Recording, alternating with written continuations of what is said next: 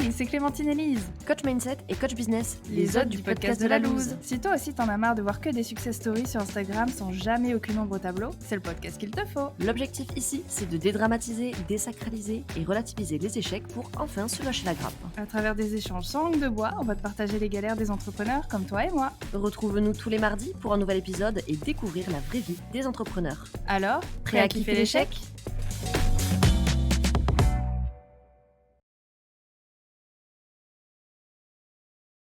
Aujourd'hui, sur le podcast de la loose, nous recevons Farah de Think with Farah, qui est coach business et mindset pour leaders ambitieuses.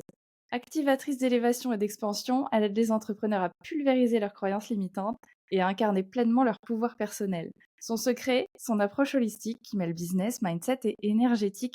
Farah, bonjour, comment vas-tu ? Ça va très bien, et toi ? Et vous ? Très bien, merci. On est trop contente de t'avoir sur le podcast. Et du coup, avant de commencer et mettre les pieds dans le plat, on a toujours un petit jeu qu'on propose à nos invités. Et nous avons l'extrême honneur de t'annoncer que ce jeu a changé et que tu es la première invitée avec la nouvelle version du jeu. Donc, on espère que ça va bien fonctionner. On va te poser des questions plus ou moins simples et après, tu nous réponds du tac au tac la première chose qui te vient en tête. Le but du jeu, c'est un maximum de spontanéité et d'authenticité. Donc, est-ce que tu es prête ? Oui. J'ai peur, mais je suis prête. Ne t'en fais pas. La première question, c'est quelle est la personne qui t'inspire le plus et pourquoi ? Oh, moi. Ma résilience. Et si je réfléchis, il y aurait d'autres personnes, certainement, mais j'ai envie de dire moi, ouais. C'est assez instinctif, un peu comme un cri du cœur. Donc, ouais. Ok, quel est le mantra ou la citation qui t'accompagne en ce moment ? Il n'y a pas de loi de l'attraction sans passage à l'action. Oh, intéressant. Je pense qu'on aura l'occasion d'en reparler un peu plus tard. En un seul mot, si je te dis échec, tu me réponds ? Alors, techniquement, c'est deux mots, mais se relever. Ok. Quelle est l'émotion qui te définit le plus en ce moment dans ta vie en général, que ce soit à titre pro ou perso ? Excitation. Ok. Quel est le pire conseil qu'on t'ait donné ou celui que tu exècres le plus ? Oh, il y en a tellement. Oh là, c'est dur. Tout ce qui a trait à la motivation. En gros, si tu réussis pas, c'est que t'es pas assez motivé, il faut que tu travailles sur ta discipline, etc., etc. Ayant un TDAH, c'est toujours des trucs qui n'ont pas marché sur moi. Mais à l'époque, je ne savais pas que j'avais un TDAH, donc j'essayais quand même d'appliquer les conseils et ça marchait pas et je comprenais pas pourquoi. Ok. Et dernière question, du coup, tu dois nous dire un truc que personne ne sait à ton propos. Oh, un truc que personne ne sait, c'est compliqué parce que je raconte plein de trucs inutiles partout. Un truc que personne ne sait. Ça peut être une anecdote, J'ai plein d'anecdotes. un détail insignifiant. J'ai qu'une oreille, mais ça, j'avoue, il y a d'autres personnes qui le savent. Mais je suis née avec une oreille. Ouais, je pense qu'on va rester là-dessus. C'est pas mal déjà. Hein. Ouais. Tout le monde ne le savait pas, je pense. Hein. Ouais. Et tout le monde ne veut pas se vanter d'avoir qu'une seule oreille, donc non, c'est bien comme anecdote. C'est vrai. Et il y a énormément d'avantages auxquels on ne pense pas, mais personnellement, j'y vois beaucoup d'avantages. C'est ça qu'on a envie de savoir, c'est quoi les avantages ? Alors, dormir à côté de quelqu'un qui ronfle, aucun problème. On dort très très bien quand on n'a qu'une seule oreille. Et quand on est dans les grands repas de famille ou les trucs comme ça et qu'il y a quelqu'un qu'on n'a pas envie d'écouter, et ben subtilement on met du côté où on n'entend pas et pendant la soirée on est en mode t'as dit quoi ? Je suis désolée, t'es du côté où j'entends pas. Voilà. Ah, c'est très bien, c'est très bien. Tu uses et abuses de cette oreille qui ne fonctionne pas. Très bien. Maintenant, tout le monde saura quand elle dira quoi ? J'entends pas. Tout le monde saura qu'en fait, ils se sont fait piéger. Merde, j'aurais pas dû le dire du coup. Ok, trop bien. Bah, merci pour ces petites pour ces petites réponses et pour avoir inauguré ce nouveau jeu. Voilà, on teste, on en apprend un peu plus sur vous. Donc toi, plus concrètement, donc toi, tu es ex-consultante en stratégie digitale. Tu as très vite bâti un business donc à 6 chiffres après avoir fait du 10 € de l'heure. Mhm. Tu as traversé un burn-out, tu as affronté des épreuves personnelles très, très intenses, et très rapprochées aussi en même temps. Ouais. Et à chaque fois, tu as réussi à tout transformer en moteur de croissance. Mais si on est là aujourd'hui, bah, c'est justement pour parler de certaines de ces épreuves-là Mhm. et notamment d'une énorme crise identitaire dont tu nous as parlé, en off, quand on s'est rencontrés. Est-ce que tu peux et qui a bouleversé en plus plein de choses dans ton business, ta vie en général, j'ai envie de dire. Est-ce que tu peux du coup nous redonner justement un peu de contexte? Qu'est-ce qui s'est passé? Ça Ouais, a complètement. commencé quand? Enfin, Complètement. voilà. Alors, pour contextualiser un petit peu, donc j'ai eu mon business de consulting avant. Au début, je galérais un peu comme tout le monde, hein, tous les freelances qui se lancent, qui savent pas, qui n'ont pas conscience de leurs valeurs, etc. J'ai fait un gros travail sur moi, j'ai commencé à shifter d'identité une première fois, et j'ai vécu un peu saut quantique sur saut quantique. C'est-à-dire que 3 années de suite, j'ai doublé mon chiffre d'affaires.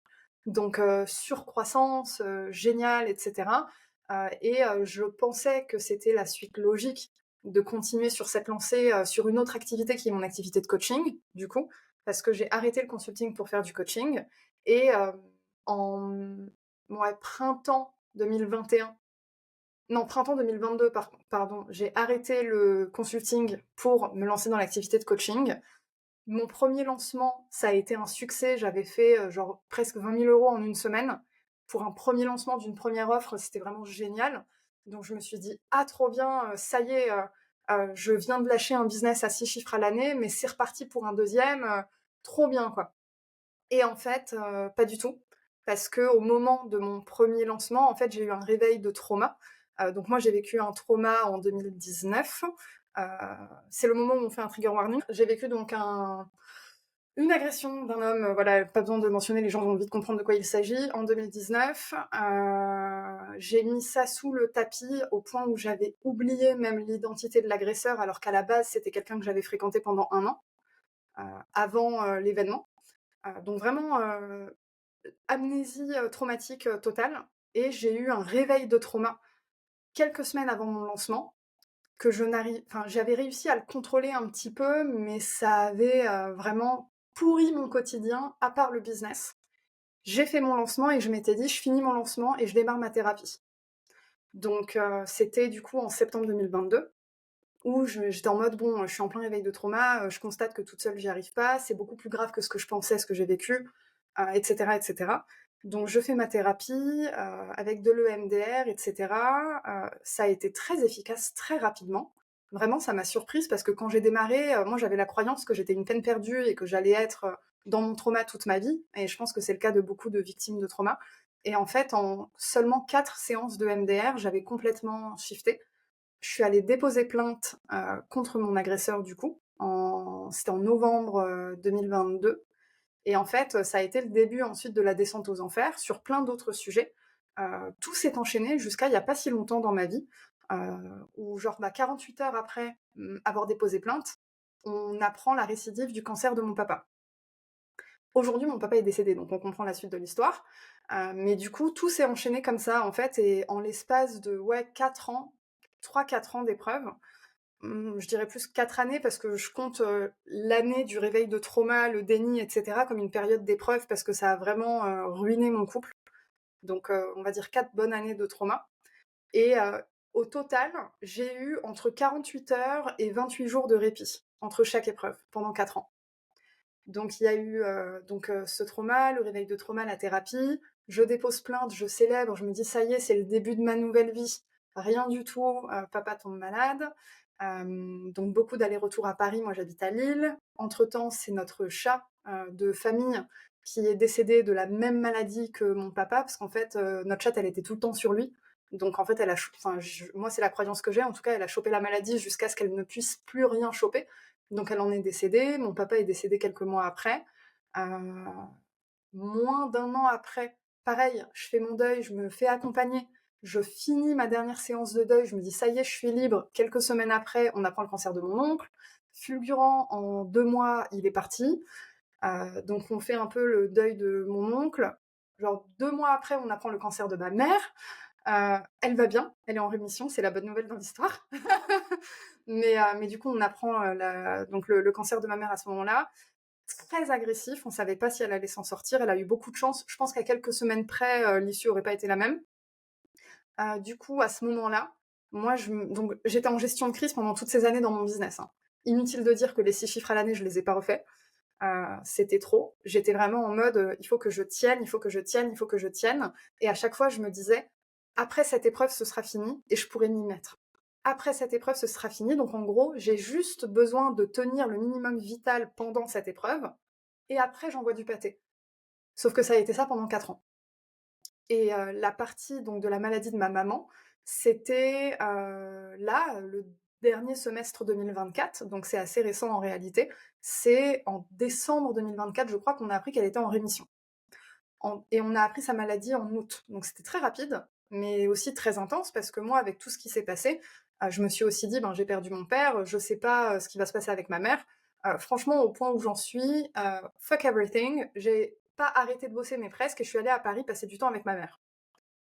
Donc aucun regret là-dessus, mais du coup, business encore plus au ralenti. Et à un moment, je me réveille et je me dis: «Attends, va peut-être falloir que je m'y remette». Donc on apprend la rémission de ma mère, 28 jours après, mon couple, on a une séparation. Et ça, c'était, du coup, début 2025. Donc aujourd'hui, ça va mieux, parce que, forcément, pendant ces 4 ans, j'étais en couple. Il a vécu toutes ces épreuves avec moi, ça a été très difficile. Heu, on a commencé à avoir, les épreuves, au bout de 3 mois de notre relation. J'ai pas parlé du diagnostic TDAH aussi, qui a eu lieu 1 an avant le réveil de trauma, qui m'a déclenché, moi, une dépression profonde pendant 4 mois. Donc vraiment la totale. Et au bout d'un moment, lui et moi, ça a pété. Heu, Au final, on a compris pourquoi. On a démarré une thérapie, on est dedans en ce moment, ça va mieux et tout, donc super. Mais cette rupture-là, ça a été mon aha moment de: «Mais en fait, ça se trouve, tu vas vivre des épreuves toute ta vie».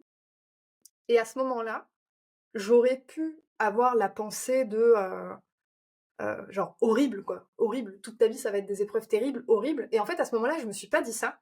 Je me suis dit: «Ben, tu sais quoi? Si ta vie elle va ressembler à ça, et ben, fais avec. T'as des ambitions, t'as envie de réussir, tu es incarné pour avoir de l'impact. Genre, rends ton succès inconditionnel, tant pis. Tu vas le faire avec toutes les épreuves autour de toi, tant pis».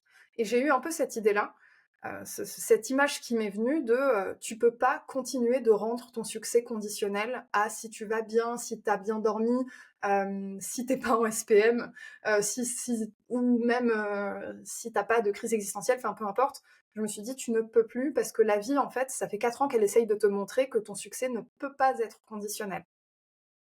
Parce que c'est trop facile, entre guillemets, de se dire, de se positionner en victime, même si concrètement on est victime de certaines circonstances, hein.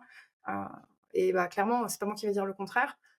Mais j'ai voulu sortir du paradigme de la victime en me disant: j'ai été victime de circonstances, je ne suis pas victime de la vie. Tu vois? Et du coup, mon gros shift, ça a vraiment été ça.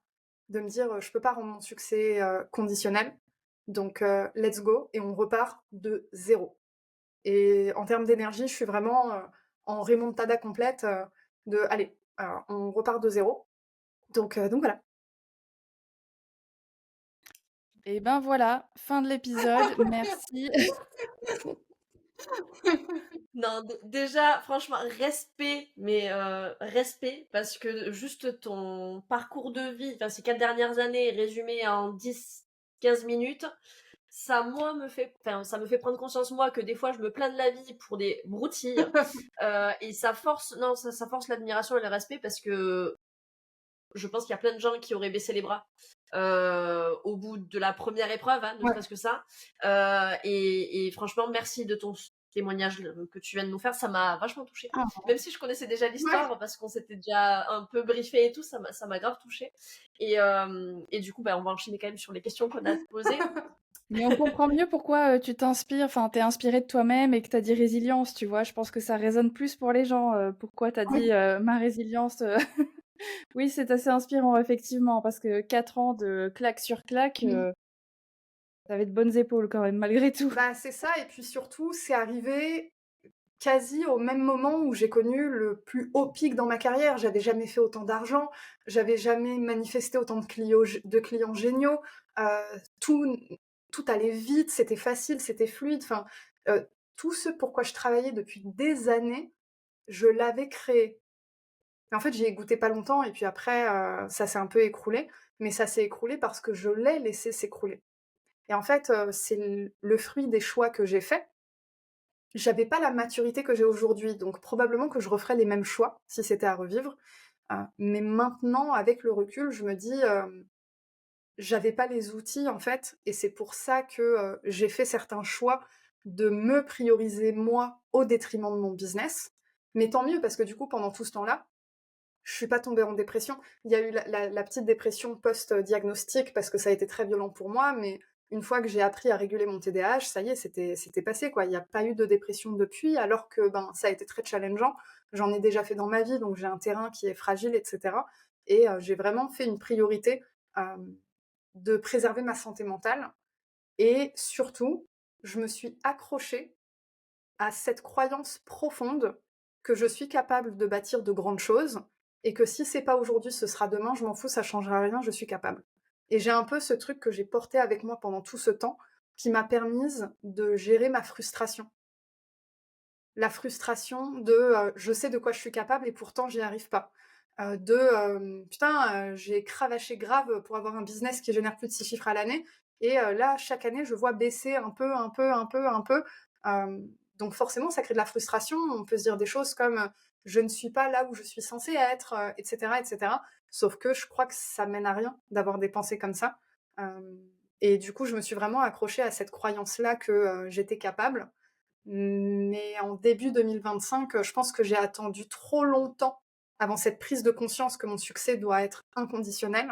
Et au moment où je me suis remise au boulot début 2025, là, pour la première fois, je me suis confrontée à merde, j'ai plus confiance en moi.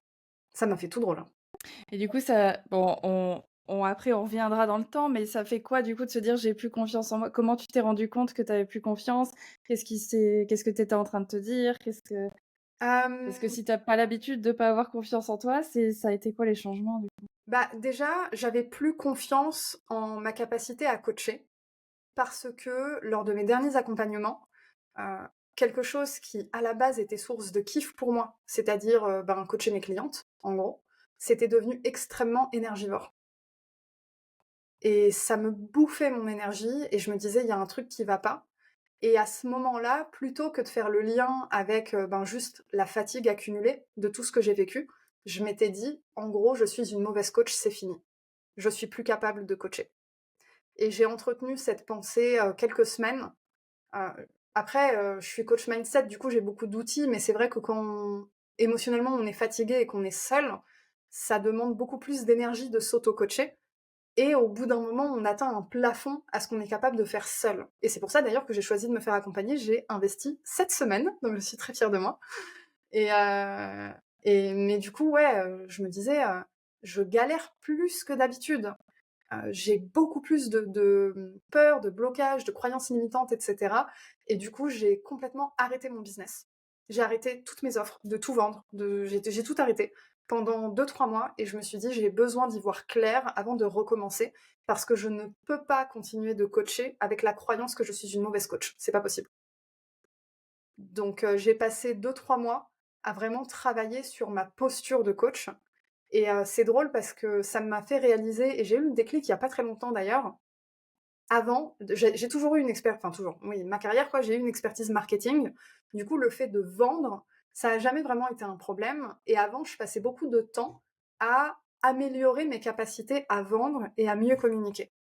Et là, depuis ce shift d'identité et ce que je viens de vous partager, j'ai réalisé qu'en fait, ma capacité à vendre ne dépendait plus de à quel point j'améliorais mes compétences en vente, mais de à quel point j'améliorais mes capacités à coacher.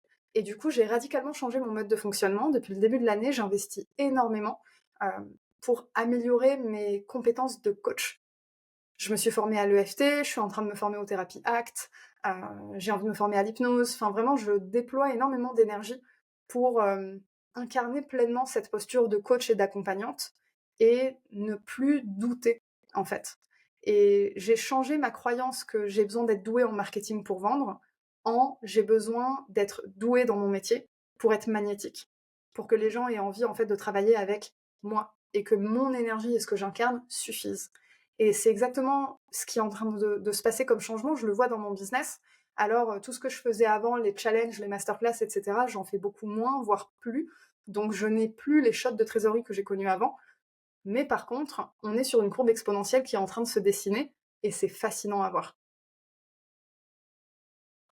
J'adore, Moi j'adore. aussi. Ça m'intéresse de ouf. Ouais, c'est vraiment génial. Alors, ça demande de la patience par contre, parce que courbe exponentielle égale au début, c'est plat, hein. Au Oui. début, c'est plat. Et c'est plat, hein. Ouais, c'est ça. Au début, c'est plat. Mais en fait, on le voit quand ça commence à monter. Par exemple, là, je vous le dis, en début de semaine, j'ai investi cash en une fois 6 000 € pour me faire coacher. Je suis trop heureuse d'avoir fait ça, mais j'étais terrorisée à l'idée de le faire. Parce que, avec tout ce qui s'est passé ces dernières années, ma trésorerie, elle a fondu, quoi. En moins de 24 heures, j'ai magnétisé une cliente qui m'a dit: Farah, tu m'inspires trop, je veux travailler pour toi, je mets 6 000 € sur la table. En moins de 24 heures. Efficace.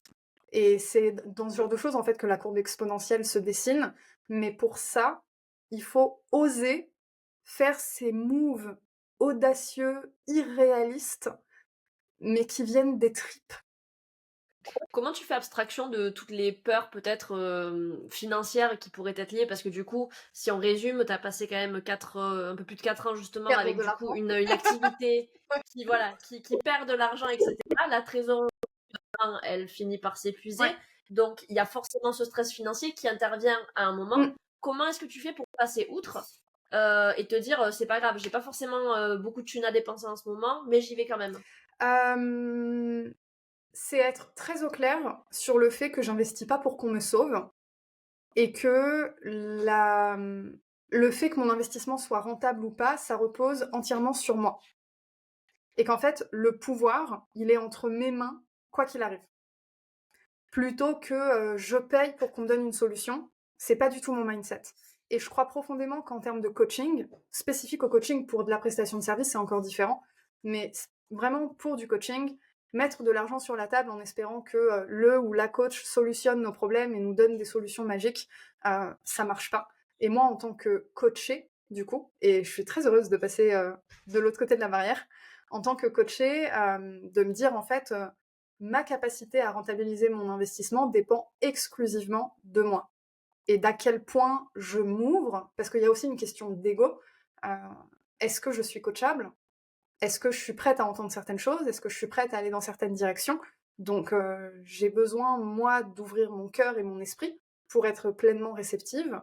J'ai besoin d'être consciente de quand mes peurs financières remontent.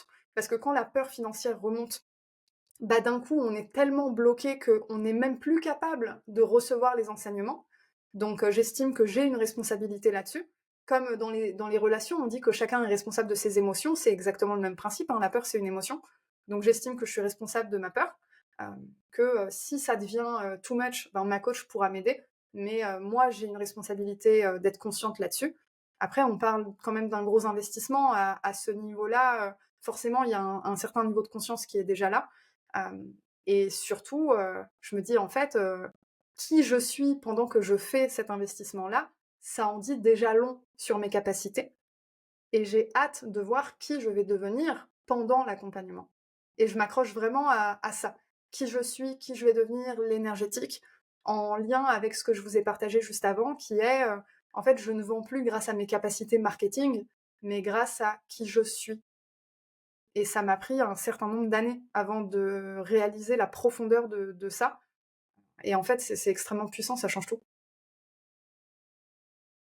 C'est clair. J'en parlais justement à une amie hier. Je lui dis, je viens de capter qu'en fait, la différence, et c'est ce qui allait faire que les gens viennent vers moi, c'est moi. Et je lui dis, c'est compliqué à comprendre. Enfin, Ouais, je dis, je savais avant que c'était ça, mais je savais pas ouais, vraiment, c'est je ça. l'avais pas C'est intégré. ça. C'est cette espèce de aha moment de ça fait des années que je le sais, mais là, je viens de l'intégrer en fait. Ouais, c'est ça. C'est très bizarre, mais c'est bien quand tu comprends et que tu Ouais, ouais, débloques. ouais. Ouais, à vivre, c'est assez fou. OK, donc bon, trop bien si, que tu as réussi justement à, comme on disait au début, tout est moteur de croissance et tu arrives à chaque fois à remonter tout ça. Mais si on remonte quand même un petit peu dans le temps, Mmh. en traversant justement toutes ces épreuves qui te tombent dessus, qui te tombent dessus, qui te tombent dessus, et avec donc l'argent qui tombe aussi, Ouais. mine de rien, tu te sentais comment quand même? Enfin, est-ce que tu arrivais à vendre quand même? Est-ce que tu arrivais à communiquer? Ouais, Comment ouais, ça se ouais. passait? Parce que c'était un peu, Ouais, ouais, complètement. Mais en fait, je travaillais beaucoup par lancement et du coup, je déployais énormément d'énergie pour faire un lancement. Ça se passait bien, mais après mon lancement, j'avais plus d'énergie. J'avais, vraiment plus rien. Mais par contre, j'étais capable de faire un lancement. J'ai fait un lancement dans la chambre d'hôpital de mon père, par exemple. Donc vraiment, j'avais ce truc de, non, non, quand faut y aller, faut y aller. Je passais en pilote automatique, mais ça durait quelques semaines. Et après, par contre, je me disais que j'allais enchaîner sur autre chose, mais j'enchaînais jamais sur autre chose. Et d'année en année, énergétiquement, ben, moi, je changeais avec toutes les épreuves que je vivais. Je commençais à traîner beaucoup de bagages et donc les résultats de mes lancements ont commencé un petit peu à changer. Le marché a évolué aussi, donc les gens ne veulent plus les mêmes choses. Donc il y a beaucoup de choses comme ça, qui se sont passées où, j'ai fait de l'argent, mais pas autant que ce que j'aurais pu. Parce que j'étais fatiguée entre les lancements, donc d'un lancement à l'autre, je faisais pas grand-chose. Et ensuite, étant donné qu'au début, moi, je pensais que c'était, entre guillemets, une épreuve et puis après c'est fini, on passe à autre chose, mon niveau de vie, je l'ai pas changé tout de suite. Donc j'ai continué à dépenser comme avant. Et là, c'est un peu la phase de déni qui a duré, un moment où à un moment, j'ai dû ouvrir les yeux et me dire: «Farah, va falloir que tu réajustes ton niveau de vie parce que là, en fait, la vie, elle va pas te laisser tranquille tout de suite». Mais cette partie-là, par contre, elle m'a pas du tout, dérangée. J'ai eu aucun problème à, entre guillemets, «abaisser mon niveau de vie». J'étais très au clair sur pourquoi je le faisais et cetera, donc ça m'a pas fait, ressentir de frustration. Mais par contre, j'ai eu besoin de le conscientiser pour le faire. Est-ce que tu dirais du coup que tu t'es raccroché finalement à ton travail pour, pour continuer à avancer malgré, tout ce qui te tombait sur la gueule clairement? Ouais. Et c'est ce qui petit à petit t'a amené à ce «déclin», je le mets entre très gros guillemets, hein, pour les Ouais. gens qui nous écoutent, et à cette réflexion justement sur ton identité, sur qui tu es, sur ce que tu veux aujourd'hui et cetera? En fait, je pense que j'étais attachée à une façon de faire du business et je m'étais pas laissé l'espace mental pour envisager autre chose. Mais parce qu'en fait, l'espace mental, je l'avais pas. Et du coup, ce que j'ai réalisé, c'est que, pendant toutes ces années, j'avais un sentiment de puissance, j'étais portée par ce truc-là, qui était vrai, hein, c'était pas un voile, quoi, c'était vraiment là. Mais j'avais quand même un aspect pilote automatique. En gros, je viens, je fais mon lancement, je me casse. Je fais mon lancement, je me casse. J'avais un peu, cette dynamique-là de, OK, là j'ai une fenêtre, je donne tout et puis, après ciao bye bye. Mais par contre, j'étais un bulldozer, hein. À un moment, je crois qu'en, 1 ou 2 semaines, j'avais, préparé, monté, enregistré, programmé 4 mois de podcast. effectivement, ouais, efficace. Ouais, et j'avais des périodes comme ça. Alors c'est aussi, je pense, lié au TDAH où il y a vraiment des pics de dopamine, parfois des pics d'énergie, où je surfais dessus, du coup. Mais quand j'avais pas l'énergie, il se passait rien. Et en fait, c'est toujours le succès est conditionnel. Soit il est conditionnel à ce qui se passe dans ta vie, soit il est conditionnel à ton énergie, à si tu as bien dormi, à, si tu as bien mangé, enfin tout ça. Et c'était toujours ce truc-là qui revenait, en fait. Ouais, en fait, à chaque fois, tout dépendait de est-ce que, ouais, comme tu dis, est-ce que je me sens bien? Ouais, Est-ce c'est que ça. là, j'ai pas un pet de travers? Est-ce que là, le soleil, va bien? Est-ce que là, Mercure rétrograde et du coup, bah, ça marche pas, et du coup, tout va Ouais, c'est foirer, ça. C'est ça, c'est ça. OK, et du coup, là, en fait, ce que tu nous dis, c'est que finalement, et c'était vachement intéressant, ce point de vue, c'est oui, des merdes, tu auras toujours. Il y aura toujours des trucs qui vont nous tomber dessus, et cetera. Mais en fait, ça doit pas servir d'excuse finalement à bah, là, j'avance pas dans mon business, là, je fais rien, je vais me reposer encore et encore. Faut savoir s'écouter, mais peut-être pas, enfin, Ouais, c'est ça. pas trop entre guillemets. C'est ça. On se sait, on en avait parlé en off, mais ouais, là, je pense qu'on va pouvoir aborder le sujet un peu, de tout ce qui est, ouais, ralentir, prendre soin de soi, soft girl era, slow business et toutes ces choses-là. Heu et Ouais, je pense que c'est des façons de faire où on y trouve des avantages, mais on y paye quelque chose, comme tout, de toute façon. Pour avoir quelque chose, on y voit un avantage, mais on paye quelque chose, systématiquement.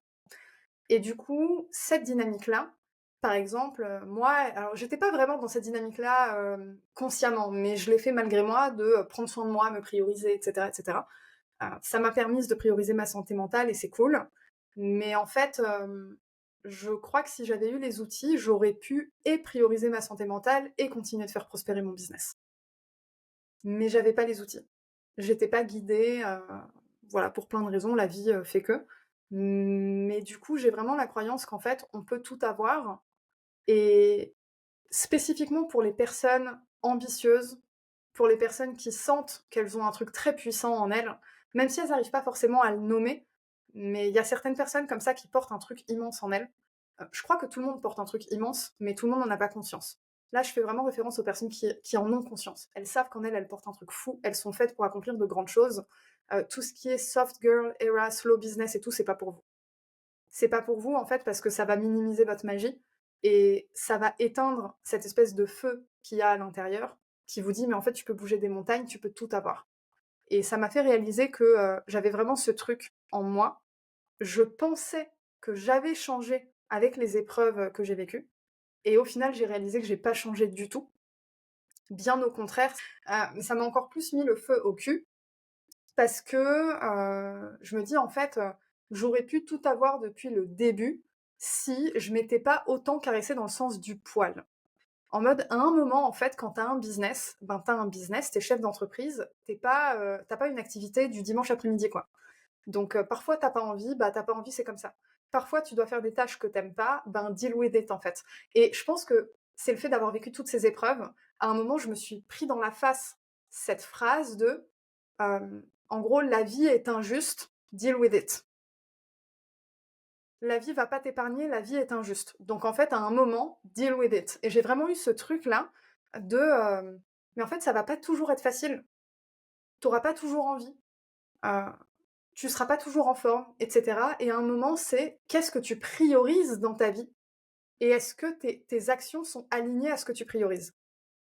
Si dans cette saison de vie, tu priorises ton business, ta croissance, ben en fait, tu dois le rendre inconditionnel. Est-ce que ça veut dire que tu seras toujours à 100%? Non. Mais ça veut dire que parfois, tu seras à 20% plutôt que 0, et c'est dans ces 20% que tu vas faire la différence. Parfois, tu seras à 120%.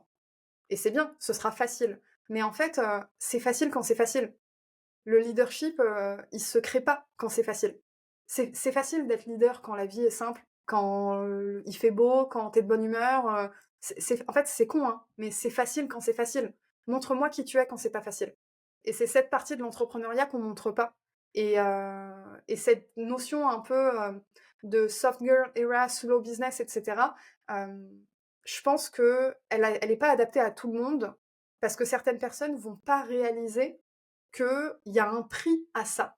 Il y a un prix à ça. Si tu démarres, que t'as pas de thunes, que t'as pas d'expérience et que tu veux tout de suite bâtir un slow business, mais bon courage en fait, ça va te prendre 10 ans. À un moment, on dit pas la vérité aux gens. On leur dit pas, mais en fait, tu viens de monter un business. T'as pas de réseau, t'as pas d'expérience. C'est un nouveau métier en plus, parce que peut-être que t'as fait une reconversion. Et là, tu crois que tu vas bâtir un business genre à 5 000 € par mois comme ça, sans déployer d'énergie, sans déployer d'effort? Mais il faut dire aux gens non, en fait. À un moment, tu arriveras à ce stade-là. Peut-être que tu y arriveras très rapidement, et c'est ce que je souhaite. Mais si tu as envie d'atteindre cet objectif-là très rapidement, à un moment, il va falloir déployer beaucoup d'énergie au début. Peut-être qu'il y a des tâches que tu n'aimes pas faire dans ton business. Tu veux les déléguer? Comment tu fais pour déléguer si t'as pas d'argent? Bah tu peux pas. Donc en fait, tu es obligé de faire de l'argent pour ensuite déléguer ce que t'aimes pas. Donc il y a vraiment cette dynamique de... Il y a un prix à payer en fait. Oui, il y a un manque de transparence là-dessus, mais est-ce qu'il n'y a pas aussi un manque de connaissances, on va dire, d'un point de vue de la personne qui se lance justement dans l'entrepreneuriat et qui du coup il va un petit peu la fleur au fusil alors qu'elle pourrait mieux s'armer et Oui, moins se déchanter. complètement, complètement. Mais ça, je pense que ça fait partie entre guillemets de la beauté de l'entrepreneuriat, c'est que tout le monde se lance avec des rêves plein les yeux, mais en réalité personne n'y connaît rien et on apprend sur le tas. Parce qu'on peut se faire accompagner dès le départ, ça va nous faire gagner du temps, ça va nous faire gagner de l'énergie, et cetera. Mais je crois qu'une des beautés de l'entrepreneuriat, c'est aussi, le fait de foirer des trucs, en fait. Le fait de se planter et ça fait partie du jeu. Sauf qu'il y a plein de personnes qui veulent se lancer et tout réussir du premier coup tout le temps. Non, c'est pas la vie, en fait. Ah ouais, mais bon, c'est mal vu de se planter. Alors du coup, que vont penser les autres si jamais, je ne réussis pas du premier Bah, coup, c'est alors que ça, je change de direction, de c'est machin, ça. Mais c'est pour ça que c'est important d'avoir confiance en soi et de nourrir ça au point même de paraître avoir la grosse tête. Parce que dans l'entrepreneuriat, vous êtes tout seul dans votre business, en fait. Sauf si vous avez un associé ou une associée ou plusieurs, mais sur le principe, dans votre business, vous êtes solo.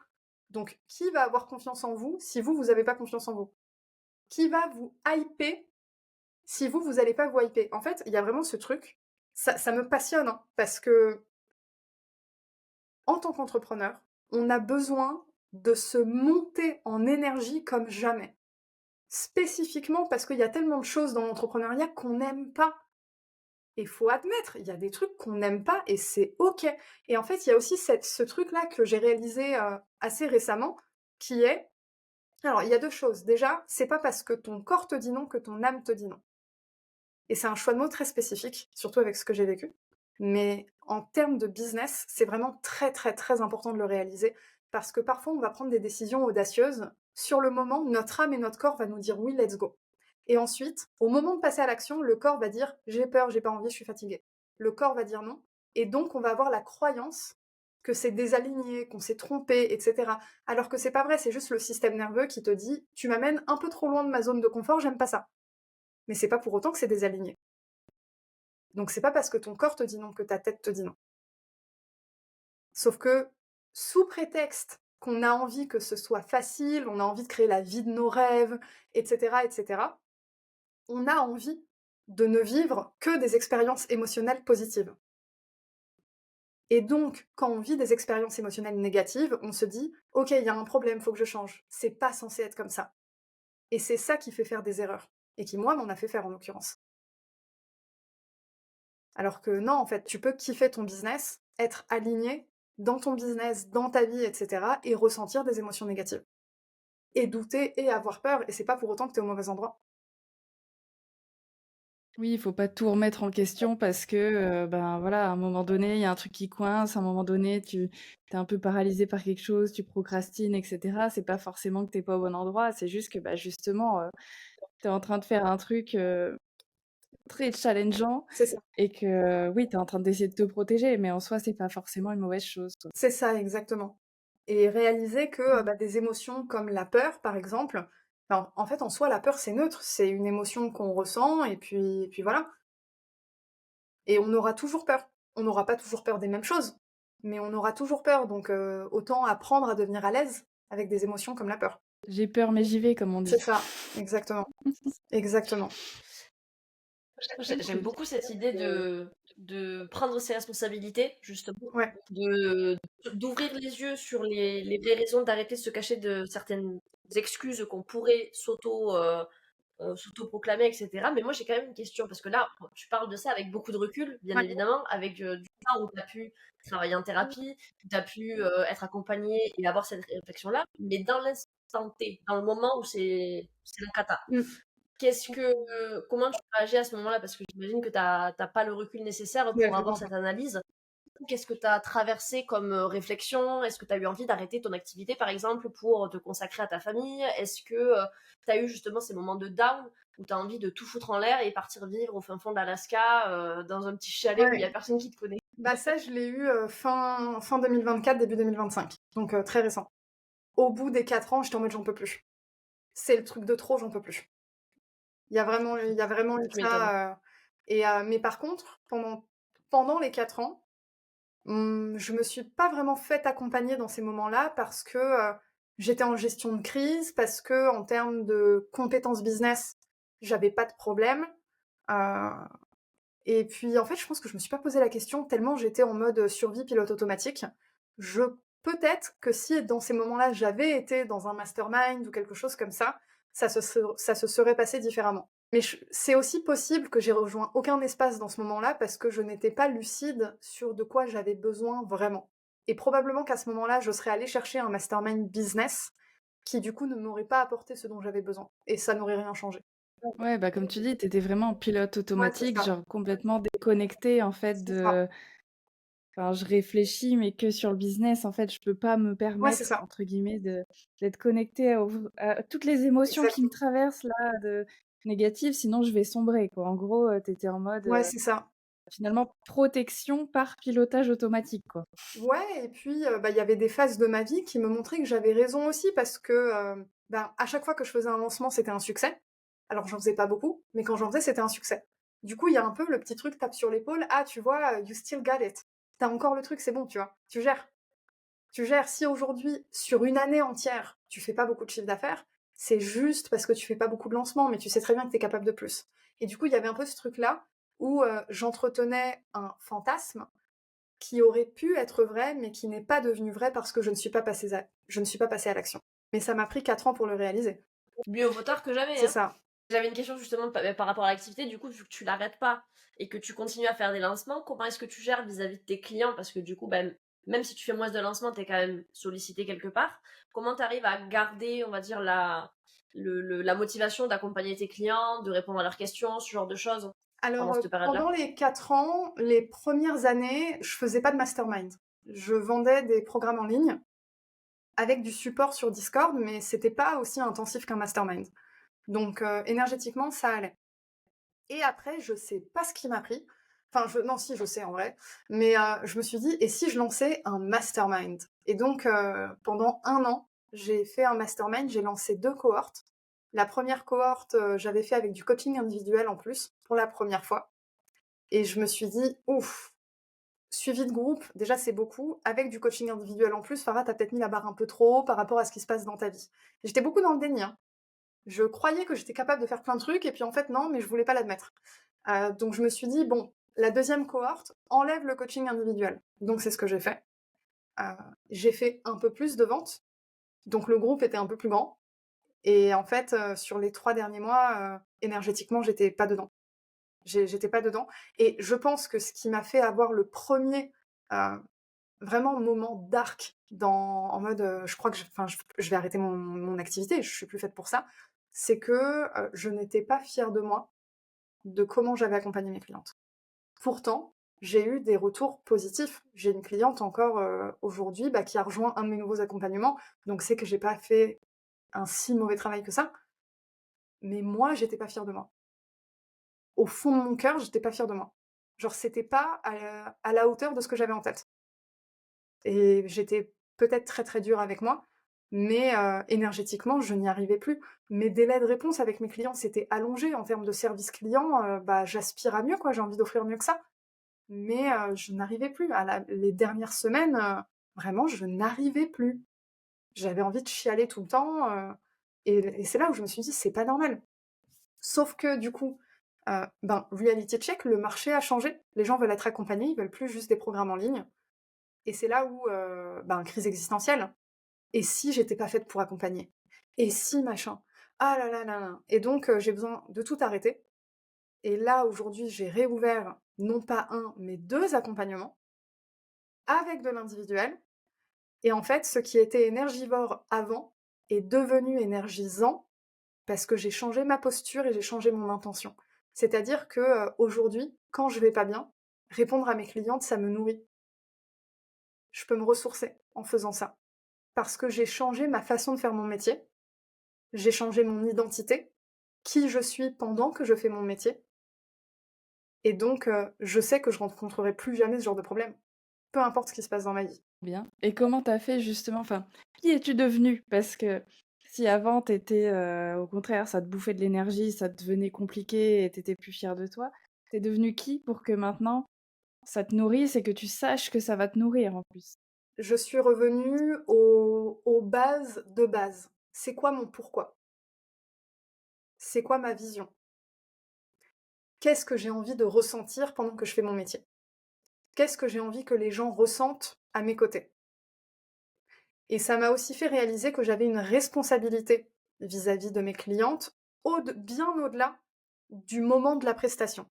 C'est-à-dire que j'ai réalisé que j'avais un impact sur toute leur vie. Même quand après, je les accompagne plus, les 3 mois, 6 mois, 1 an qu'on passe ensemble vont calibrer la suite de leur vie. Donc déjà, ça m'a fait réaliser ça. Donc je me suis donné une responsabilité d'être à la hauteur de ça. D'être à la hauteur, d'être digne, en fait. J'ai vraiment eu ce besoin de remettre de la dignité dans mon métier et du coup, j'ai radicalement changé mon quotidien, moi, ma vie, chez moi. Qu'est-ce que j'ai arrêté de faire? Qu'est-ce que j'ai commencé à faire? Et cetera. En gros, ma higher self, comment elle vit? La femme qui peut coacher, des clientes qui lui payent, 6 000 € pour un coaching. Comment elle vit? Bah, du coup, j'ai recommencé à me former, ce que je disais tout à l'heure, sur de nouvelles méthodes de coaching. Je lis beaucoup, j'écoute beaucoup de livres audio, mais beaucoup plus. Je me suis remis à la lecture, j'ai investi dans un gros coaching individuel, là, cette semaine, mais ça fait plusieurs mois que je me fais coacher. En groupe, j'ai acheté différents accompagnements sur différents, sujets et cetera et en fait, j'ai réalisé que maintenant, j'ai besoin d'investir sur moi parce qu'en fait, ma capacité à m'élever va être ma capacité à élever mes clientes. Chose que je n'avais pas réalisée par le passé. Parce que je pense que par le passé, je traînais encore un peu trop mon identité de consultante et je n'incarnais pas assez ma posture de coach. Et c'est ça qui a changé cette année. OK, ouais, tu as vraiment fait le deuil, de la consultante et maintenant c'est, voilà, je suis coach et ma manière d'être coach, Ah, c'est c'est marrant que tu utilises ce mot parce que paradoxalement, mon identité de consultante me manque et j'ai envie de la remettre sur le devant de la scène, mais d'une façon différente. Et par exemple, là, j'ai une cliente qui va embarquer avec moi pour 3 mois d'individuel. En fait, c'est une femme leader, elle a 3 boîtes, elle a un projet international, et là, je me dis: «Ah, trop bien, projet de grande envergure». Quand j'étais consultante, je travaillais pour des grands groupes, des projets à 6 chiffres et cetera et ça, cette partie-là me manque. Je me dis: «Yes», du coup, ça revient là. Ça revient différemment, mais ça revient parce que j'incarne ma posture de coach à fond les ballons. Et du coup, je fais beaucoup plus attention à moi, mais d'une façon qui sert mes ambitions et plus d'une façon qui me protège et me cache. C'est-à-dire que j'ai pas, changé mon avis sur le fait que c'est important de prendre soin de soi. Je suis pas en train de dire: «Ouais, levez-vous à 5 heures du matin, nananana», c'est absolument pas mon truc. Mais par contre, je suis beaucoup plus intentionnelle sur comment je le fais. Et prendre soin de moi, aujourd'hui, ça peut ressembler à, écouter un livre audio, qui va me servir pour mon business. Et je l'ai senti dans ma création de contenu. Avant, c'était très stratégique, très énergie masculine et maintenant, en fait, je vais canaliser des messages, tout le temps et du coup, j'ai quasi tout le temps mon téléphone dans la main pour écrire des trucs. Parfois, je vais me filmer dans la rue ou chez moi, j'ai un truc qui vient comme ça. Je prends même pas le temps de brancher mon micro, quoi. C'est très spontané parce que je suis redevenue alignée à mon métier, à ma mission, à ma magie personnelle. Donc en fait, c'est redevenu facile. Et même quand c'est pas facile, en fait, ça l'est. J'y trouve une certaine facilité quelque part. trop bien, trop, trop bien, j'adore, j'adore. C'est vachement intéressant justement ce côté, mmh, ça redevient facile. Enfin, j'aime bien le côté où tu t'es paumé et que là, tu as trouvé justement le point qui manquait, enfin le point Mmh. qui bloquait tout, le petit grain de sel dans l'engrenage et là, tout repart et oui, c'est clair, c'est facile, c'est fluide, il y a plus à se poser 1000 questions, à se dire, «Oh là là, C'est mais ça, si je me sens comme ça, c'est que ça va pas» et que c'est ça. mais voilà, tu cherches vraiment à venir nourrir, comme tu dis, tes ambitions, ce que tu as envie de faire, plutôt que de juste, te cacher, derrière: «Ouh là là, Ouais, c'est ça. aujourd'hui, il y a un nuage», quoi. Et puis la notion de moment présent, elle est vraiment importante, et je pense que ça peut être une belle note de fin, de s'autoriser à se connecter à ses ambitions les plus hautes, même si au fond on n'y croit pas forcément, mais vraiment de se donner cette autorisation et ensuite de se poser la question: «Comment je peux vivre ma vie aujourd'hui d'une façon qui est à la hauteur de cette ambition? Là, maintenant, dès maintenant, qu'est-ce que je peux faire dans ma vie qui fait du sens pour moi?» Moi, par exemple, mon environnement m'influence énormément, donc j'ai passé beaucoup de temps sur, ma déco, par exemple. Parce que, en fait, voir certaines choses, mon cerveau va associer ça à mes ambitions. Donc ça va me nourrir. Pour moi, ça ressemble à ça. Pour d'autres personnes, ça peut ressembler à autre chose. Donc vraiment se questionner sur de quoi j'ai besoin dans ma vie pour ressentir l'énergie de cet objectif, de ce rêve, de ce projet, et comment je peux incarner dès maintenant cette version de moi qui sera capable d'atteindre cet objectif. Et le faire. Oui, oui. c'est se donner les moyens finalement et enfin parce que souvent l'ambition on peut Ouais, l'avoir, mais c'est le chemin entre le point c'est ça. A et le point B qui est flou et sur lesquels les gens n'osent pas s'avancer. C'est ça. Et c'est juste se donner les moyens et de passer à l'action tout simplement en fait C'est ça. pour atteindre cet objectif-là. Exactement. C'est-à-dire que même si on le met à l'échelle d'un business, on prend le prétexte souvent, oui, mais moi cette stratégie marketing, elle n'est pas assez éthique pour moi, ou moi j'aime pas ça, j'aime pas la création de contenu, Mm. etc. Sauf que parfois la réalité du terrain, c'est que tu dois passer par cette Exactement. étape-là avant de pouvoir t'en débarrasser, comme on Exactement. disait tout à l'heure à travers la délégation, ou tu dois passer par cette étape-là pour tester, voir si ça fonctionne, comment ça fonctionne, etc. Et Ouais, après, réitérer différemment ou exactement. ajuster au fur et à mesure du temps. Mais en aucun cas, tu dois rester bloqué, paralysé par tes propres croyances, freins, excuses que tu te trouves. Si tu as cette ambition-là, donne-toi les moyens d'y arriver. Exactement. Mais oui, c'est exactement ça. Et en fait, c'est toujours rends ton succès inconditionnel. Tu as envie de manifester beaucoup d'argent, tu as envie de créer beaucoup d'argent, etc. Mais aujourd'hui, tu habites dans un studio, tu as des meubles de récup, etc.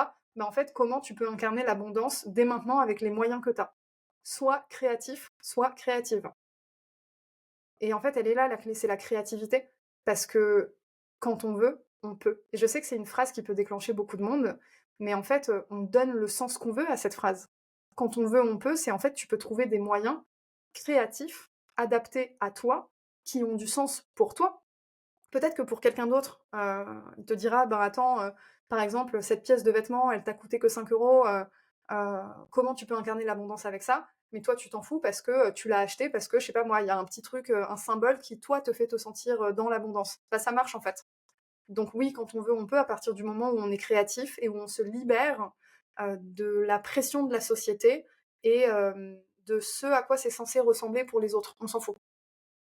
Pour toi, qu'est-ce qui fait du sens? Et une fois que tu as mis le focus sur toi et que toi, là, autorise-toi à être 100 créatif ou créative et donc à créer la vie de tes rêves avec les moyens d'aujourd'hui. J'ai pas dit que ça allait être facile. Forcément, selon le point de départ, en fonction de nos privilèges, de nos épreuves, voilà, j'en sais quelque chose, ça va pas forcément être facile. Mais c'est pas parce que c'est dur que c'est pas possible. Oui, c'est clair. Enfin, tu vois, ça me fait penser, je voyais des gens qui reprennent le sport, tu vois, ne serait-ce que ça, pour justement prendre soin de soi. Ça peut être juste de reprendre du mouvement ou d'aller marcher ou de Ouais, machin et ça te rapproche finalement d'un objectif où tu te dis bah, c'est pareil, si tu entretiens ne serait-ce qu'un petit peu ta santé, pour ton business derrière, ça va te servir aussi puisque le mouvement enclenche le mouvement. Donc finalement, ça va te permettre aussi, d'être peut-être plus énergique dans ce que tu as envie de donner, complètement. de te dire: «Bah, j'ai besoin de me reposer, mais peut-être qu'en fait, j'ai juste besoin d'aller prendre l'air à l'extérieur plutôt que de rien faire, devant Netflix, par exemple», C'est même si, ça. ne rien faire aussi devant Netflix, des fois ça fait du Bien bien, sûr, mais bon, on se comprend. bien sûr. Mais oui, ça peut passer par des petites choses en soi qui, ne demandent pas d'aller, dépenser des 1000 et des 100, Ouais, parce que des fois j'ai un peu peur, enfin j'ai l'impression que parfois on a l'impression que oui, l'abondance, va chercher l'abondance ou ce que tu veux, c'est il faut déjà, faut sortir de ta mentalité de pauvre, il faut aller acheter des trucs à, je ne sais combien, et hors ouais, budget, alors tu vois? que Et tu là en fait, ben non, parce que forcément que ça va créer des disparités et que ça va créer des c'est frustrations et ça. que tu dis: «Beh, non, je peux pas faire ça concrètement, faut que je mange, quoi». Alors que là, avec par rapport à ce que tu dis, finalement, oui, c'est, tu vois, moi, j'ai l'impression que je suis dans l'abondance quand je fais, pousser mes légumes et que je me dis: «Ah, c'est trop bien, comme Oui, ça, je vais avoir mes propres légumes» exactement. et ça m'a pas demandé grand-chose non plus, enfin, du temps, Ouais. mais ça va, quoi. Mais je pense que ça fait du bien d'entendre ce genre de discours, que tu as pas besoin, Mais oui, bien sûr, c'est aussi, en fait, au bout d'un moment, se libérer de toutes les injonctions pour créer l'abondance selon nos moyens aujourd'hui. Mais j'ai aussi envie de dire, c'est OK si vous avez envie de faire plein de thunes, en fait, hein. Vous avez pas besoin de culpabiliser, vous avez pas besoin de vous cacher derrière, soi-disant des valeurs, derrière je sais pas quoi. Vous n'avez pas besoin. Si vous avez envie d'être plein ou pleine aux as, mais faites-le, en fait. En revanche, si vous avez envie de ça et que aujourd'hui vous n'êtes pas à ce stade-là, bah, rien ne vous empêche de trouver de l'abondance de plein de façons différentes et ça me permet de parler un tout petit peu de la notion de contentement. Alors, être capable de se contenter, c'est bien, mais il faut pas que ce soit au détriment de vos ambitions. Donc, plutôt que de parler de contentement, moi j'ai envie de parler de gratitude. Trouvez de la gratitude aujourd'hui, mais ne vous contentez pas de ce que vous avez aujourd'hui. J'avoue que je C'est déteste ce joliment mot. dit. Enfin, je déteste pas, mais Mmh. j'ai une personne qui m'avait dit, «Peut-être que je dois me contenter de ça» et ça m'avait, Non, c'est OK «Ah de non, il y a vouloir un truc plus. qui va pas, il y a un truc qui va pas». Mais c'est humain de toute façon, parce que le jour où on veut pas plus, on meurt en fait. Donc c'est humain de vouloir plus. On a toujours envie de plus. On a visité un pays qu'on a adoré, on a envie de revenir, on a envie de visiter un autre pays. On a goûté un plat qu'on adore, on a envie de le regoûter. On a toujours envie de plus, plus, plus, plus, plus. L'humain est calibré pour ça. Assumer. C'est ça. OK, trop bien. Bon, je pense que c'est un bon conseil, hein. Déjà, généralement, on termine en demandant un conseil, mais tu as enchaîné Ouais. sur un conseil, enfin sur, une réflexion, voilà, à avoir sur soi et qu'est-ce qu'on peut ajouter, enfin, qu'est-ce qu'on peut faire pour, se rapprocher de qui on a envie de devenir et et qu'on peut le faire n'importe comment dans notre quotidien finalement et que ça demande pas forcément, Ouais. des trucs de fou et Non, tout, c'est mais ça. juste, être créatif. Donc j'aime bien ce conseil-là. Ouais, c'est clair. Et puis ça rend le pouvoir personnel à nous-mêmes. Mmh mh. On a du pouvoir, plus que ce qu'on croit. Et parfois, on a besoin d'aide pour le révéler, et c'est OK. Moi, j'encourage tout le monde à aller chercher cette aide-là, parce que de mon côté, ça a été hyper salvateur. On a besoin d'aide parfois pour révéler notre pouvoir personnel, mais en fait, vous l'avez toujours eu. Vous l'utilisez peut-être pas toujours, mais vous l'avez toujours eu, vous l'avez toujours avec vous. C'est votre responsabilité d'utiliser votre pouvoir personnel à son plein potentiel. Sinon, il reste endormi.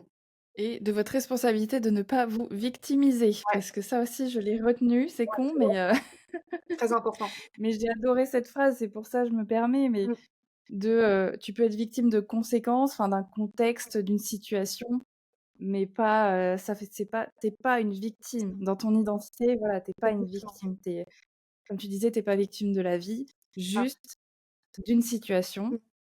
où là, effectivement, c'était pas de ta faute, mais derrière, bon, bah, ta responsabilité, c'est maintenant qu'est-ce que j'en fais et comment je fais pour pas subir, en fait, constamment, parce que sinon, bah, c'est ça, c'est sûr, tu t'en sors pas. C'est ça. Et puis, j'ai beaucoup, la foi, je dirais, heu et avec quand on avance, en fait, avec cette certitude qu'il y a un truc au bout du tunnel, on devient beaucoup plus capable de le voir au moment où il arrive. Et moi, ça s'est traduit d'une façon un peu étrange cette année, où ça m'a fait réaliser que le fait de, moi, avoir vécu un trauma, bah, en fait, aujourd'hui, en tant que coach, ça me permet d'avoir une approche, qu'on appelle, trauma informed. C'est un propos que j'ai vu sur, les réseaux récemment, ce qui fait que, ben, aujourd'hui, je suis capable d'accompagner des gens qui ont vécu des traumas. Alors je les coache pas sur leurs traumas spécifiquement, pas encore, en tout cas, je suis pas encore habilitée à ça, mais par contre, je suis capable de les coacher sans déclencher leur trauma. Je suis capable de les coacher malgré leur trauma et faire en sorte que les gens se sentent safe. Et en fait, à un moment de me dire, alors ça demande un certain niveau de conscience, de travail sur son trauma et tout, hein, c'est pas accessible à tout moment de la vie, mais c'est OK. Moi, j'ai atteint le moment de ma vie où c'est OK pour moi, c'est safe, de me dire: «Bah, en fait, je suis capable de faire ça aujourd'hui parce que j'ai vécu ça». Est-ce que ça fait que j'ai de la gratitude pour ce que j'ai vécu? Absolument pas. Mais par contre, j'ai pas d'autre choix que d'assumer les conséquences de ce que j'ai vécu. Donc autant me concentrer sur les conséquences positives que négatives. Oui, c'est un cadeau dont tu te serais passé, mais bon, bah, maintenant, autant s'en servir, quoi. Bah, c'est ça en fait, c'est ça. Enfin, c'est même pas un cadeau d'ailleurs, Non, mais non, mais enfin voilà. non, bon, après c'est le choix des mots, bon, finalement peu importe les mots qu'on met dessus, tu vois? Mais, c'est exactement ça en fait, c'est de dire: «Tu as vécu un truc, c'est pas ta faute, heu, tu vas payer les conséquences quoi qu'il arrive, mais c'est possible de voir des aspects, entre guillemets «positifs» dans cette histoire». Et peut-être que tu les vois pas aujourd'hui parce que la souffrance elle est trop grande. Peut-être que tu les vois pas aujourd'hui parce que tu n'as pas encore vécu l'événement dans ta vie qui va te faire les voir. Mais c'est pour ça que je parlais de foi tout à l'heure et de savoir qu'il y a une suite, il y a une fin aux moments difficiles. Soit parce que les moments difficiles se suppriment, soit parce qu'ils ne se suppriment pas, mais vous, votre capacité à les vivre grandit. Et donc votre aura grandit, votre maturité grandit.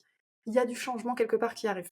Trop beau. On va s'arrêter sur ces beaux mots de la fin, qui donnent beaucoup d'espoir quand même, donc merci beaucoup Farah, pour tout ça. Je pense que c'est très riche comme épisode et ça aurait pu durer bien plus longtemps, je pense.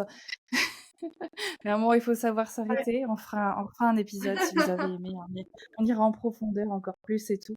Mais merci beaucoup parce que ça évoque plein de sujets, des trucs qui sont quand même lourds, qui sont durs et pourtant, tu nous montres que on peut traverser ça, on peut en faire quelque chose, on n'est pas obligé de subir, on n'est pas obligé de subir les éléments, ouais, tout simplement. Et donc, merci pour ça.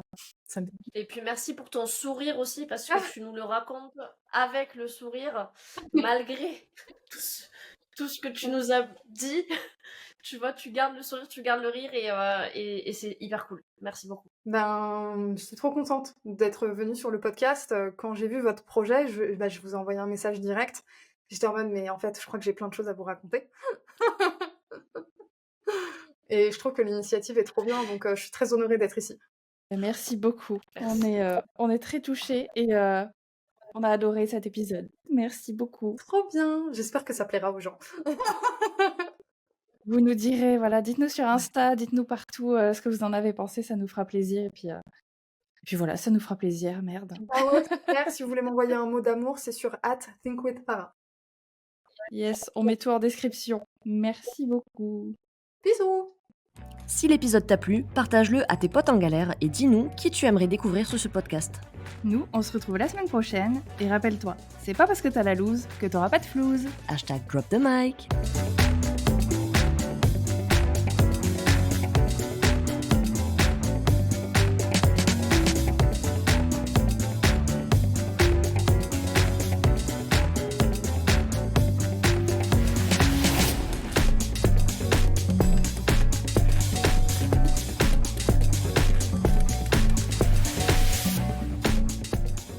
Mais qu'est-ce que tu fous?